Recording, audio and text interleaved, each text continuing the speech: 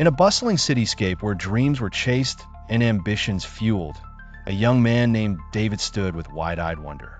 Fresh out of university, he landed his first job at a highly esteemed tech corporation known for its cutting-edge innovations and a vibrant work culture. David was an enthusiastic and driven individual, excited about the possibilities his new job could offer. For him, his company was more than just a workplace.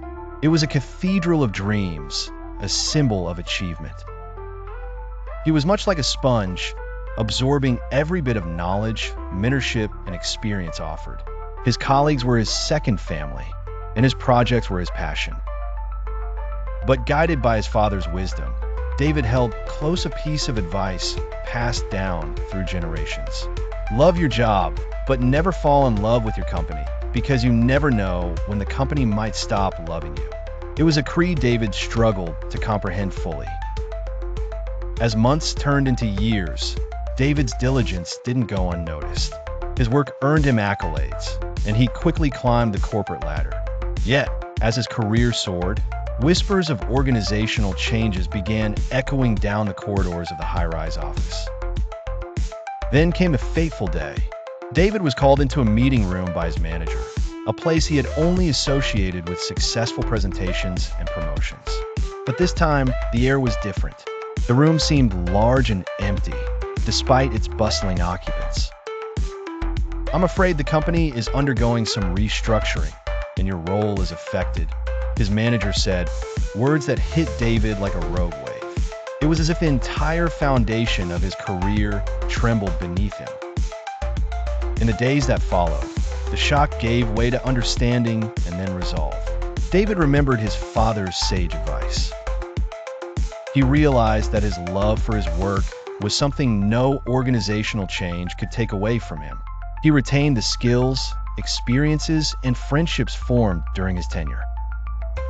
Instead of falling into despair, David chose to harness his passion in new ways.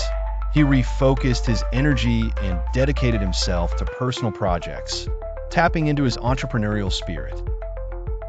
He contacted old colleagues, now scattered across different industries, and built a network of like-minded professionals. Together, they started a startup that promised not just technological innovation, but also a work culture that valued every individual's growth. As the startup grew, David's philosophy became its cornerstone: to love what you do, yet not to let one company define your self-worth. He taught new employees the lesson he had learned: love your job, but never fall in love with your company.